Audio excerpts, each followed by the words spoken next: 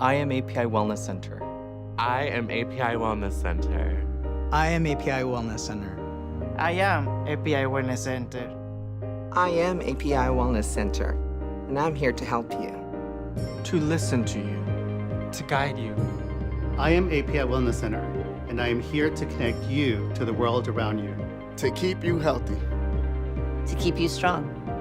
To give you hope. And a place to go. We are doctors. And advocates. We are volunteers. And counselors. We're API Wellness Center. We've been where you are. And we are right here.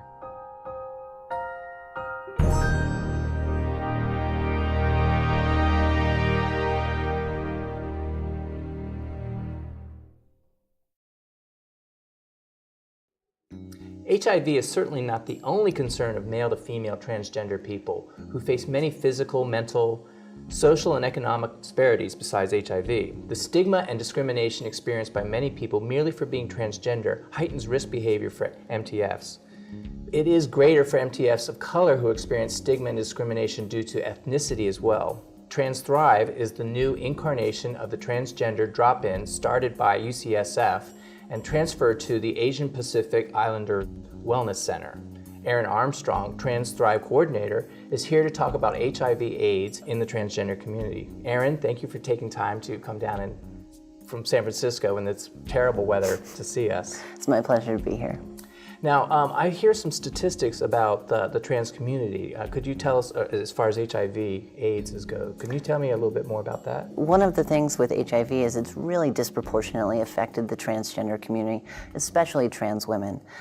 For example, nationally, if you look at African American trans women, more than 50% of them are HIV positive. When you look at that compared to the national statistic of less than 1 in 100 people, if you look at national average, we're looking at every other person in this community. It is just incredible how disproportionately it's affected these communities. It's astounding, really. So how are the different cultural and economic and social problems being addressed by the wellness group? Yeah, well, so at TransThrive, which is one of the programs at Asian and Pacific Islander Wellness Center, we're really able to take a holistic approach to working with the trans community around HIV. So when you look at the disproportionate impact, a lot of that's due to discrimination, whether that's in housing, employment, jobs, all of these different things really contribute to a community that's really put in a place where they're at high risk for HIV.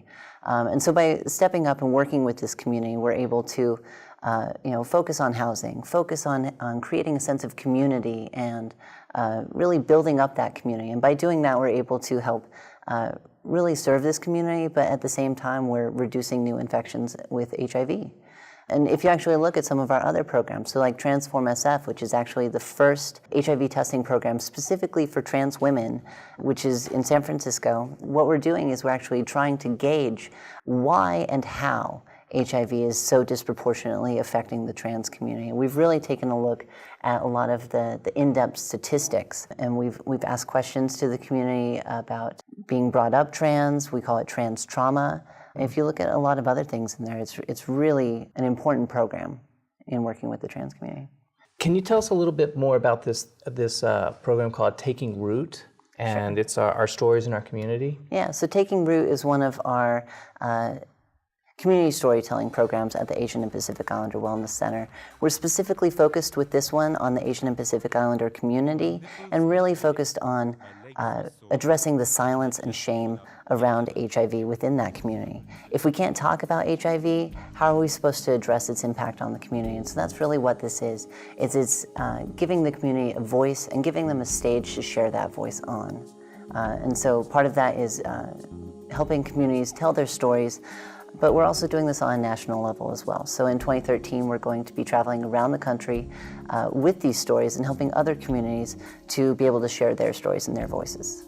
Erin Armstrong of TransThrive, thanks for talking with us. TransThrive is located at the Asian and Pacific Islander Wellness Center on 4th floor of 730 Polk Street in San Francisco. For more information, contact them at 415-409-4101 or 415-292-3400 or transthrive.org. Coming up next, my marathon story. You're watching Outlook Video. In my marathon story, Devesh Katu, a South Asian gay man, shares an inspirational story about living with HIV as a marathon runner. My nipples were bleeding, my legs were sore, and I'd just given up yet another weekend as I struggled to finish my 20-mile run that day, all part of the training for my first marathon. I didn't want to take a step more and wanted to quit and get back to partying instead. I tested positive for HIV in early 2003. I had just broken up with a partner of 2.5 years in July of the previous year. A friend of mine had introduced me to partying and playing, and so I was having marathon sessions, some of them unprotected, with partners of unknown HIV status. So it was only a matter of time before I contracted HIV. One Sunday night, 2 years later, as I lay in bed, having wasted yet another weekend partying, it suddenly hit me. Do I want to be spending the rest of my life doing this? That's when I decided that I wasn't just going to have marathon sessions anymore, but was also going to actually run one. I knew it was going to be a challenge, since I'd never run more than 7.5 miles at the Bay to Breakers before. But I've always been up for challenges, and I wanted to prove to myself that my HIV was not going to be a barrier to achieving this one. So I signed up with the AIDS Marathon for a 5-month training program for the 2005 San Francisco Marathon. My longest runs were on weekends, which meant that I couldn't spend them partying. That day, as I struggled through my 20-mile run, I put on some band-aids over my nipples, rubbed some ice over my sore leg muscles, and decided to persevere. I completed the run and my first marathon soon after.